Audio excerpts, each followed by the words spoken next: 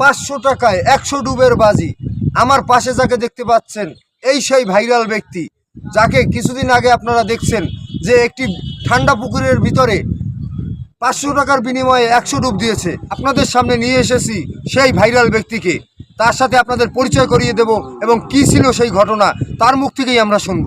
তার কাছে আমার প্রশ্ন থাকবে যে সে এই কাজটি কিভাবে করলো এবং কেন করলো এবং সে সুস্থ আছে কিনা। জি ভাই, আমি এখনো সুস্থ আছি। আর আমি পানিতে ডুব দিতে পারি বা সারাক্ষণ থাকতে পারি। আর আমি বিশেষ করে গ্রামের ছেলে, ছোটবেলা থেকে আমার অভ্যাস আছে পানিতে থাকার বা পানিতে আর কি ডুবানোর অভ্যাস আছে। আপনারা অনেকে কমেন্ট করেছেন যে আমি কি বেঁচে আছি নাকি মারা গেছি। তো আমি এখনো একবারে ঠিক আছি। আর ডুবানোর পরে আমার কোনো ক্ষতি হয় নাই অথবা কোনো আর কি কিছুই হয় নাই। আমি সবসময় তো ডুবাই বা অথবা এই পানির কাজই করি বেশিরভাগ, যার কারণে আমি এগুলো পারি আর কি করতে। আমার মতো এরকমের সাহস দেখিতে গিয়ে কেউ এমন কাজ করবেন না যাতে নিজেদের বিপদ ডেকে নিজেই আনা হয়।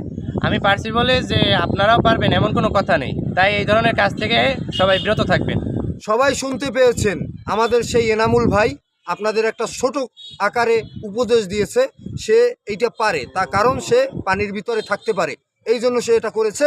কিন্তু আপনারা এই ধরনের কাজ আর করবেন না। এনামুল ভাইয়ের পক্ষ থেকে আমিও আপনাদের অনুরোধ করছি, এই রকম সাহসিকতা আর দেখাতে যাবেন না। ধন্যবাদ সকলকে।